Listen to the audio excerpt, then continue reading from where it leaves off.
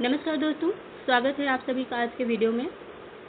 और आज का जो वीडियो है इसमें जो प्रश्नोत्तरी है वह प्रगतिवाद से संबंधित है। इससे पहले की वीडियो में हमने द्विवेदी युग के प्रश्नोत्तर हल किए थे। यदि आपने मेरी वो वीडियो नहीं देखी है तो वीडियो को देखिए, और यदि आप मेरे चैनल पर नए हैं तो चैनल को सब्सक्राइब करना ना भूलें और लाइक और शेयर भी ज़रूर करें। तो चलिए शुरू करते हैं। कम से कम समय में ज़्यादा से ज़्यादा प्रश्नों को हल करेंगे। तो पहला प्रश्न है मेरा, प्रगतिवाद का उदय कब हुआ? तो समय याद रखना में बहुत महत्वपूर्ण है, और समय है सन 1936 ईस्वी में प्रगतिशील लेखक संघ की स्थापना के साथ। दूसरा प्रश्न है, प्रगतिवाद का प्रथम सम्मेलन कहाँ हुआ था? तो प्रगतिवाद का प्रथम सम्मेलन जो हुआ था वह हुआ था लखनऊ में। और कब हुआ था? तो अप्रैल 1936 में। तीसरा प्रश्न है हमारा, प्रगतिशील लेखक संघ के प्रथम अध्यक्ष कौन थे? इससे संबंधित कई बार प्रश्न पूछे जा चुके हैं पीछे के परीक्षाओं में। तो प्रगतिशील लेखक संघ के प्रथम जो अध्यक्ष थे वो थे मुंशी प्रेमचंद जी। आगे बढ़ते हैं। प्रगतिवाद का नारा क्या था? तो प्रगतिवाद का नारा था, साहित्य समाज का दर्पण है तथा कला जीवन के लिए है। ये पंक्तियां याद रखनी है हमें कि साहित्य समाज का दर्पण है तथा कला जीवन के लिए है। प्रगतिवाद किस साहित्यिक धारा के विरोध में आया था? तो प्रगतिवाद छायावाद के रहस्यवाद और कल्पनावाद के विरोध में आया था। तो यह भी हमें याद रखना है। आगे प्रश्न है हमारा, प्रगतिवाद का मुख्य आधार क्या है? तो प्रगतिवाद का मुख्य जो आधार है वो है यथार्थवाद और समाजवाद। प्रगतिवाद किन विचारधाराओं से प्रभावित था? तो प्रगतिवाद की जो रचनाएं हैं उससे हमने देखा कि प्रगतिवाद जो है वो किन विचारधाराओं से प्रभावित है? तो वह मार्क्सवाद और समाजवाद की विचारधारा से प्रभावित है। आगे बढ़ते हैं। तो मार्क्सवाद और समाजवाद की विचारधारा से प्रभावित है। आगे प्रश्न है हमारा, प्रगतिवादी साहित्य का प्रमुख उद्देश्य क्या था? तो जो प्रगतिवादी साहित्यकार थे उनका प्रमुख उद्देश्य क्या था? तो उनकी रचनाओं का प्रमुख उद्देश्य था समाज में व्याप्त अन्याय, शोषण, गरीबी आदि का यथार्थ चित्रण करना। उस समय जो परिस्थितियां थी उन्हें अपनी कविताओं में यथार्थ रूप में चित्रित करना मुख्य उद्देश्य था प्रगतिवाद के साहित्यकारों का। अगला प्रश्न है हमारा, प्रगतिवाद का संबंध किस आंदोलन से है? तो प्रगतिवाद का जो संबंध है वह है भारतीय स्वतंत्रता आंदोलन और समाजवादी आंदोलन से। आगे बढ़ते हैं। अगला प्रश्न है हमारा, प्रगतिवाद का घोषणा पत्र किस भाषा में प्रकाशित हुआ था? तो प्रगतिवाद का घोषणा पत्र जो प्रकाशित हुआ था वह उर्दू भाषा में प्रकाशित हुआ था और लंदन से सज्जाद जहीर जी के द्वारा। अगला प्रश्न है, प्रगतिवाद के प्रमुख कवि कौन कौन थे? इन कवियों को याद करके रखना बहुत आवश्यक है कि किस काल के कौन कौन से प्रमुख कवि थे। इससे संबंधित प्रश्न पूछे जाते हैं। तो प्रगतिवाद के जो प्रमुख कवि थे वो हैं नागार्जुन, त्रिलोचन, केदारनाथ अग्रवाल, रामविलास शर्मा, रघुपति सहाय, फिराक गोरखपुरी। अगला प्रश्न है हमारा, नागार्जुन का वास्तविक नाम क्या है? इससे भी संबंधित प्रश्न कई बार पूछे जा चुके हैं। तो नागार्जुन का वास्तविक नाम क्या है? वैद्यनाथ मिश्र। नागार्जुन की एक प्रमुख प्रगतिवादी कविता बताएं। तो प्रगतिवादी जो उनकी नागार्जुन की प्रमुख कविता है वह है भोजपुर की धरती। अगला प्रश्न है हमारा, त्रिलोचन की कविता की क्या विशेषता है? तो त्रिलोचन की कविता की विशेषता है जनजीवन और किसान जीवन का चित्रण, जो कि हम कहाँ देखते हैं? त्रिलोचन की कविताओं में देखते हैं कि उसमें जनजीवन और किसान जीवन का चित्रण है। अगला प्रश्न है, केदारनाथ अग्रवाल की प्रमुख कविता कौन सी है? इससे संबंधित कई बार प्रश्न पूछे जा चुके हैं। केदारनाथ अग्रवाल की प्रमुख कविता कौन सी है? तो वह कविता है हे मेरी तुम। और यह कविता भी दे दी जाती है प्रश्नों में। मैंने प्रश्न पत्र जो देखे कि उसमें कविता दे दी गई है कि यह मेरी तुम, यह रचना किसकी है? तो हमें दोनों प्रकार से याद रखना है कि यह कविता केदारनाथ अग्रवाल की है। और हे मेरी तुम के कौन है रचनाकार? तो केदारनाथ अग्रवाल है। तो दोनों प्रकार से हमें इस प्रश्न को याद रखना है। अगला प्रश्न है हमारा, वह तोड़ती पत्थर कविता किसकी है? तो ये वह तोड़ती पत्थर यह कविता सुमित्रा नंदन पंत जी की है और यह प्रगतिवादी संवेदना की ओर उनका झुकाव है। यह इनकी रचना से पता चलता है हमें। आगे बढ़ते हैं हम।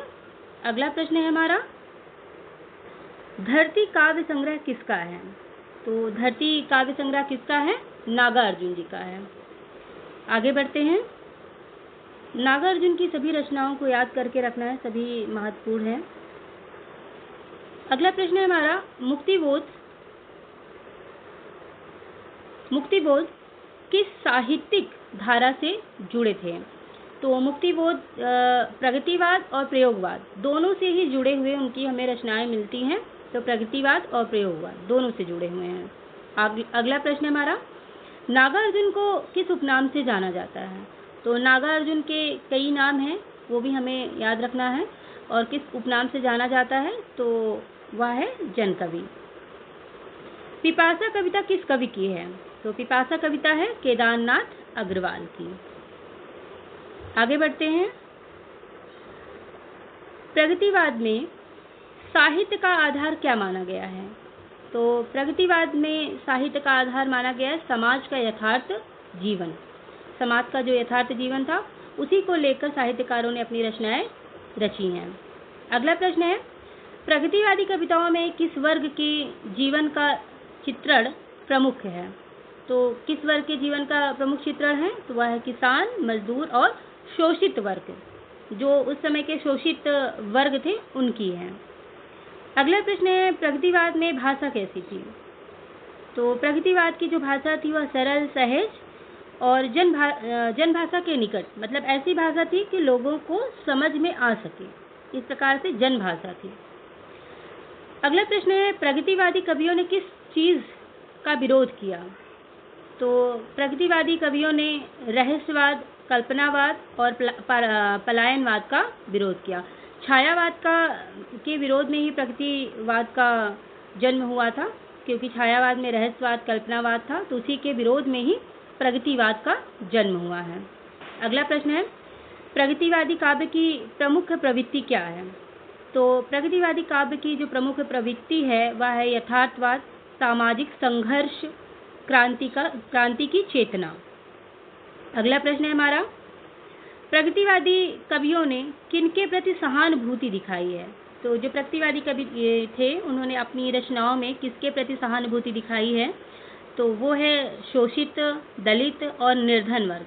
मतलब उस समय की जनता जो शोषित जनता थी, दलित जनता थी और निर्धन जनता थी, निर्धन वर्ग था, उन वर्गों के प्रति अपनी सहानुभूति दिखाई है।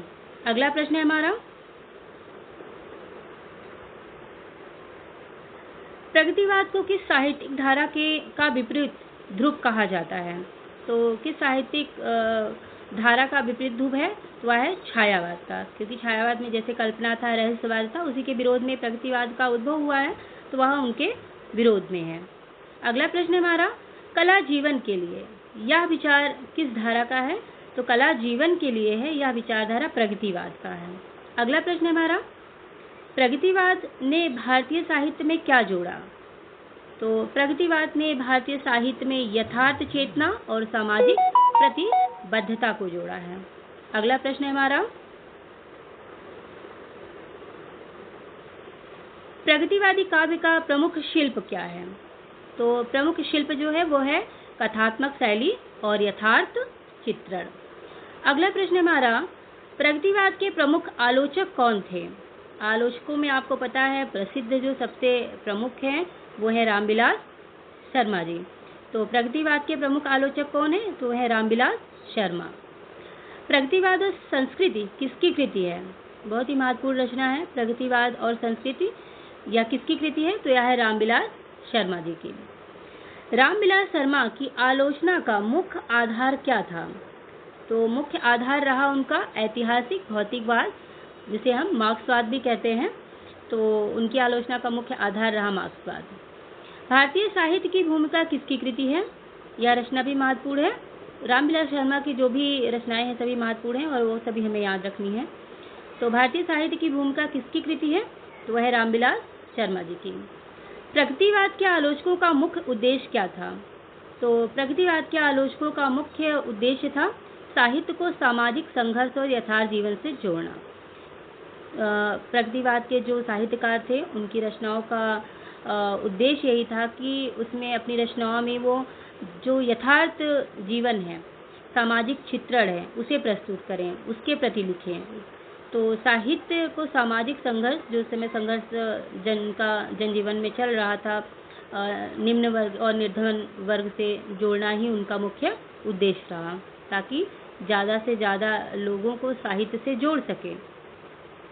आगे बढ़ते हैं। अगला प्रश्न हमारा, किस आलोचक ने प्रगतिवाद को साहित्य का क्रांतिकारी आंदोलन कहा है? तो किसने कहा है यह? रामविलास शर्मा जी ने।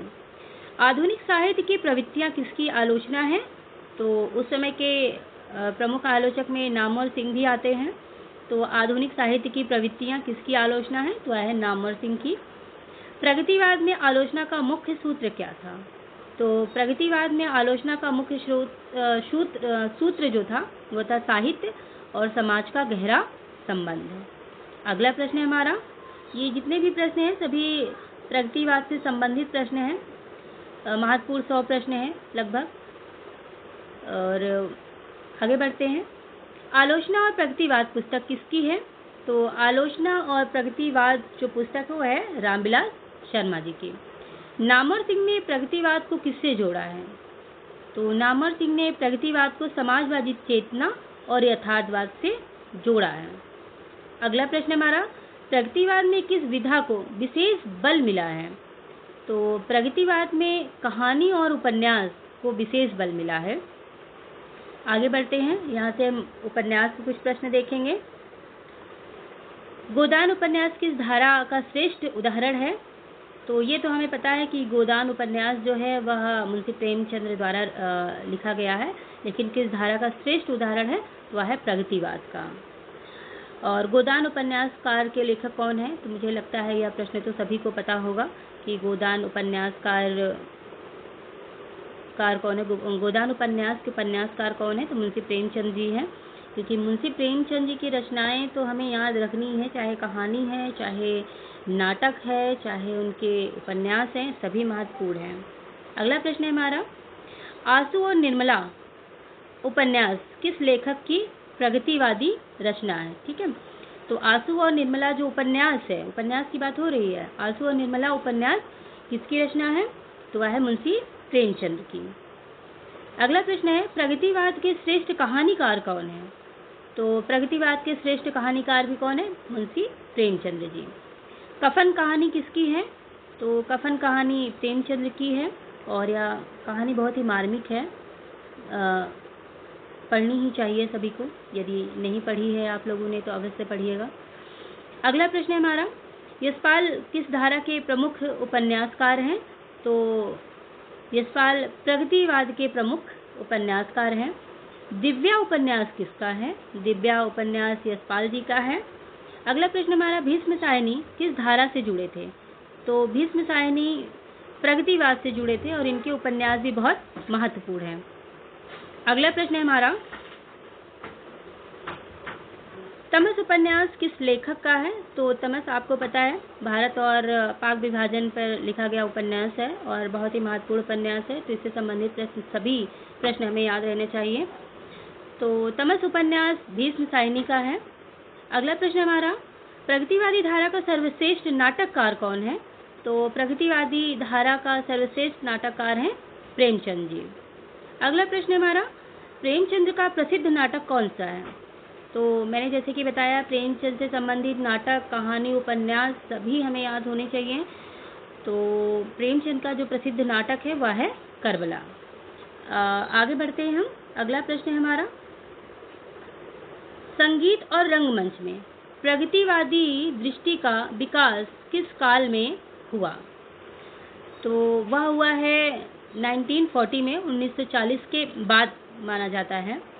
अगला प्रश्न है, नाट्य विधा में प्रगतिवाद का उद्देश्य क्या था? तो नाट्य विधा में प्रगतिवाद का उद्देश्य था सामाजिक अन्याय और शोषण का यथार्थ चित्रण।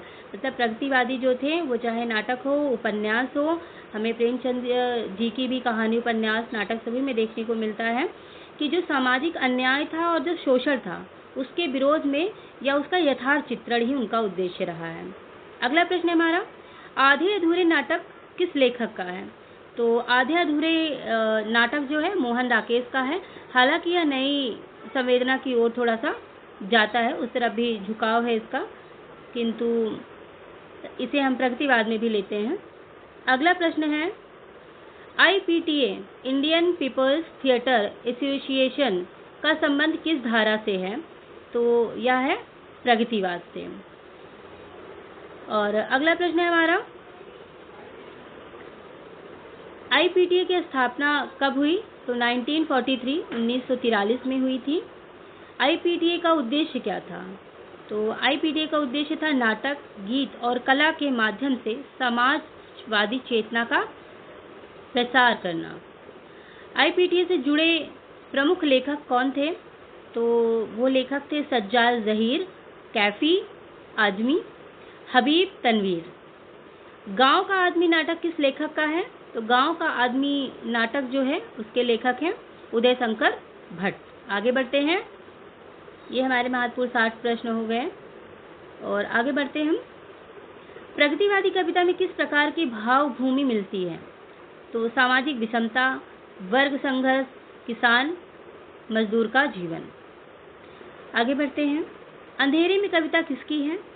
तो अंधेरे में जो कविता है यह मुक्ति बोध की है और यह लंबी कविता में आती है। तो ये भी याद रखेंगे, कई बार इस प्रकार से प्रश्न पूछा जाता है कि अंधेरे में कविता किस प्रकार की कविता है? तो एक लंबी कविता है जो कि मुक्ति बोध की है। मुक्ति बोध की कविता की विशेषता क्या है? तो मुक्ति बोध की कविता की विशेषता है वैचारिक गहराई और सामाजिक यथार्थ का तीखा चित्रण। उन्होंने अपनी रचनाओं में वैचारिक गहराई से उनके चित्रण किया है और सामाजिक यथार्थ का तीखा चित्रण किया है। अगला प्रश्न है हमारा, प्रगतिवाद के जो पत्र पत्रिकाएं हैं उससे संबंधित प्रश्न देखते हैं। हंस पत्रिका में प्रगतिवादी कविता को किसने बढ़ावा दिया? तो हंस पत्रिका में प्रगतिवादी कविता को बढ़ावा देने वाले जो कवि हैं वो लेखक हैं, वो हैं प्रेमचंद्र जी। अगला प्रश्न है, धरती काव्य संग्रह किस कवि का है? तो धरती काव्य संग्रह है नागार्जुन का। अगला प्रश्न है, मैं भीग रहा हूँ कविता किस कवि की है? तो मैं भीग रहा हूँ कविता केदारनाथ अग्रवाल जी की है। आगे बढ़ते हैं, तुमुल कोलाहल कलिकाल कविता किसकी है? तुमुल कोलाहल कलिकाल कविता किसकी है? तो यह नागार्जुन की है। त्रिलोचन की कविताओं की विशेषता क्या है? तो लोक जीवन और किसान मजदूर की संवेदनाएं। पथ के गीत कविता संग्रह किसका है? तो पथ के गीत कविता संग्रह किसका है? त्रिलोचन का है। नए खेत कविता संग्रह किस कवि का है? तो नए खेत कविता संग्रह की बात हो रही है, ध्यान रखिए, रामविलास शर्मा जी का है। ये उस युग की कविताओं के विषय में बात कर रहे थे हम। आगे बढ़ रहे हैं, प्रगतिवाद को बढ़ावा देने वाली प्रमुख पत्रिका कौन सी है? तो प्रगतिवाद को बढ़ावा देने वाली जो प्रमुख पत्रिका है वह है हंस। हंस पत्रिका का संपादन किसने किया है? तो हंस पत्रिका का संपादन मुंशी प्रेमचंद जी ने किया है। और यदि आपको वीडियो अच्छी लगे तो लाइक और शेयर करना ना भूलें और चैनल को सब्सक्राइब जरूर करें। ये महत्वपूर्ण वीडियो 100 प्रश्नों का रहता है और इसे बनाना इतना आसान भी नहीं। मैं भी प्रश्नों को ढूंढती हूँ और सिर्फ एक किताब से नहीं, 2-3 किताबें रखकर पहले प्रश्नों को ढूंढती हूँ और मुझे जो लगता है कि हाँ ये आवश्यक है। कई बार बहुत छोटे छोटे प्रश्न होते हैं, हमें लगता है बहुत आसान है, लेकिन वो संबंधित जब हम यूँ ही छोड़ देते हैं उन प्रश्नों को, लेकिन जब प्रश्न पत्र में उन्हीं प्रश्नों को देखते हैं तो हम सोचते हैं शायद एक बार पढ़ लिया होता। तो इसलिए इसमें आसान भी प्रश्न हैं और कुछ कठिन प्रश्न भी हैं और पूरे युग से संबंधित है ज़्यादा से ज़्यादा प्रश्न। तो इन्हें एक तरीके का शॉर्ट रिवीजन भी हो जाता है हमारा। तो ये महत्वपूर्ण 100 प्रश्नों की श्रृंखला है और इसका रिवीजन करते रहें इस प्रकार से। और वीडियो को लाइक और शेयर करना ना भूलें और सब्सक्राइब जरूर करें चैनल को। आगे बढ़ते हैं, हमारा अगला प्रश्न है, आखिर क्यों पत्रिका किस आंदोलन से जुड़ी थी? तो आखिर क्यों पत्रिका प्रगतिवाद के आंदोलन से जुड़ी थी? अगला प्रश्न है, जनयुग पत्रिका किस धारा से संबंधित है? तो जनयुग पत्रिका प्रगतिवाद से संबंधित है। अगला प्रश्न हमारा, नया पथ पत्रिका किस धारा की थी? तो नया पथ पत्रिका प्रगतिवाद की। अगला प्रश्न है, विपक्ष पत्रिका किसकी थी? तो विपक्ष पत्रिका नामवर सिंह की थी। नई दुनिया पत्रिका का संबंध किससे है? तो प्रगतिवाद विचारधारा से है नई दुनिया पत्रिका का संबंध। अगला प्रश्न है, सज्जाद जहीर किस पत्रिका से जुड़े थे? तो सज्जाद जहीर जो है वह नया अदब, जो कि उर्दू में प्रकाशित होता था, उस पत्रिका से जुड़े हुए थे, नया अदब। अगला प्रश्न है हमारा, हंस का प्रगतिवादी स्वरूप कब स्पष्ट हुआ? तो हंस का प्रगतिवादी जो स्वरूप है, हंस पत्रिका के विषय में बात हो रही है, तो 1936 के बाद स्पष्ट हुआ उसका स्वरूप क्यों प्रगतिवादी है। प्रगतिवाद की पत्रिकाओं का मुख्य उद्देश्य क्या था? तो प्रगतिवाद की पत्रिकाओं का मुख्य उद्देश्य वही था जो उस समय के साहित्यकारों का उद्देश्य था, समाजवादी विचारधारा और यथार्थ चेतना का प्रसार करना। अगला प्रश्न है हमारा, प्रगतिवाद किस अंतरराष्ट्रीय आंदोलन से प्रभावित था? तो प्रगतिवाद रूसी समाजवादी क्रांति से प्रभावित था। प्रगतिवाद का संबंध भारत में किस आंदोलन से था? तो प्रगतिवाद का संबंध भारत के किस आंदोलन से था? स्वतंत्रता संग्राम और किसान आंदोलन से। प्रगतिवाद का पहला सम्मेलन कब हुआ? तो याद रखना है 9-10 अप्रैल 1936। प्रगतिवाद के अंतर्राष्ट्रीय सूत्रधार कौन थे? तो थे मैक्सिम गोर्की। अगला प्रश्न है हमारा, प्रगतिवादी आंदोलन के प्रमुख उर्दू साहित्यकार कौन थे? तो उस समय के जो प्रमुख उर्दू साहित्यकार थे वो थे सज्जाद जहीर, फिराक गोरखपुरी, मखदूम मोहिउद्दीन। प्रगतिवाद के कवियों ने किस प्रकार की संस्कृति का समर्थन किया? तो किस प्रकार की संस्कृति का समर्थन किया उन्होंने? राष्ट्रीय और जनवादी संस्कृति का समर्थन किया। प्रगतिवाद में किस वर्ग के शोषण को उससे अधिक चित्रित किया गया? मतलब किस वर्ग के शोषण को सबसे ज़्यादा अधिक चित्रित किया गया? तो किसान और जो मजदूर वर्ग थे। अगला प्रश्न है, प्रगतिवाद का नारा क्या था? तो प्रगतिवाद का नारा था कला जीवन के लिए। तो हमें ये लाइन याद रखना है, हमें यह नारा याद रखना है कि प्रगतिवाद का जो नारा था वह था, उनका जो स्लोगन था वो क्या था, नारा क्या था? कला जीवन के लिए। प्रगतिवाद की सबसे बड़ी उपलब्धि क्या थी? तो साहित्य को समाज से जोड़ना। जैसे छायावाद में जो कवि थे वो कल्पनाओं से जुड़े हुए थे और रहस्यवाद से जुड़े हुए थे, लेकिन जो प्रगतिवाद आया तो उस समय के जो साहित्यकार थे उन्हें साहित्य को समाज से जोड़ना उनका मुख्य उद्देश्य रहा। आगे बढ़ते हैं, अगला प्रश्न है हमारा, प्रगतिवाद के आलोचकों ने किसे उसकी कमजोरी बताया? तो प्रगतिवाद के आलोचकों ने राजनीतिक विचारधारा का अत्यधिक निर्भरता बताया। इसकी कमजोरी क्या थी? कि राजनीतिक विचारधारा पर अधिक निर्भरता। प्रगतिवाद का घोषणा पत्र कहाँ प्रकाशित हुआ था? तो वह लंदन में प्रकाशित हुआ था। गोदान किस वर्ग प्रकाशित हुआ? तो गोदान 1936 में प्रकाशित हुआ। अगला प्रश्न है हमारा, प्रगतिवाद की स्थापना किसने की थी? तो प्रगतिवाद की जो स्थापना की थी वह था सज्जाद जहीर और उनके साथियों ने। रक्त और पसीना किसका उपन्यास है? तो यह है यशपाल का। झूठा सच किसका उपन्यास है? यह बहुत ही महत्वपूर्ण उपन्यास है और इससे संबंधित मैंने जो प्रश्न पत्र है उसमें भी देखा कि यह प्रश्न पूछे गए हैं। तो झूठा सच किसका उपन्यास है? तो यह है यशपाल जी का। अगला प्रश्न है, मुक्तिबोध का वास्तविक नाम क्या था? तो मुक्तिबोध का वास्तविक नाम जो था वह था गजानन माधव मुक्तिबोध। अगला प्रश्न है हमारा, अंधेरे में लंबी कविता किस धारा का उदाहरण है? तो अंधेरे में लंबी कविता प्रगतिवाद और प्रयोगवाद का उदाहरण है। त्रिलोचन का पूरा नाम क्या था? तो त्रिलोचन का पूरा नाम त्रिलोचन शास्त्री था। अगला प्रश्न है हमारा, विपक्ष पत्रिका किस वर्ष आरंभ हुई? तो विपक्ष पत्रिका 1969 में आरंभ हुई थी। अगला प्रश्न हमारा, और यह आज की वीडियो का हमारा आखिरी प्रश्न है। ये महत्वपूर्ण 100 प्रश्न हमने पूरे किए। अगला प्रश्न हमारा, प्रगतिवाद के कवियों ने साहित्य को किससे जोड़ा? तो समाज और जीवन के वास्तविक समस्याओं से। तो कुल मिलाकर जो प्रगतिवाद रहा वह छायावाद के विरोध में, जो छायावाद के जो साहित्यकार थे, जो कल्पनाशील थे, जो रहस्यमयी कविताएं लिखते थे, उसी के विरोध में प्रगतिवाद के जो साहित्यकार थे उनका उद्भव हुआ, और उन्होंने साहित्य को समाज से जोड़ा, सामाजिक समस्याओं से जोड़ा, वास्तविक जीवन से जोड़ा। लोगों के जो निम्न वर्ग और मध्यम वर्ग थे, जो शोषित वर्ग थे, उनसे जोड़ना ही उनका मुख्य उद्देश्य रहा। तो ये थे आज के महत्वपूर्ण हमारे 100 प्रश्न। और यदि आपको वीडियो अच्छी लगे तो लाइक, शेयर और सब्सक्राइब करना ना भूलें।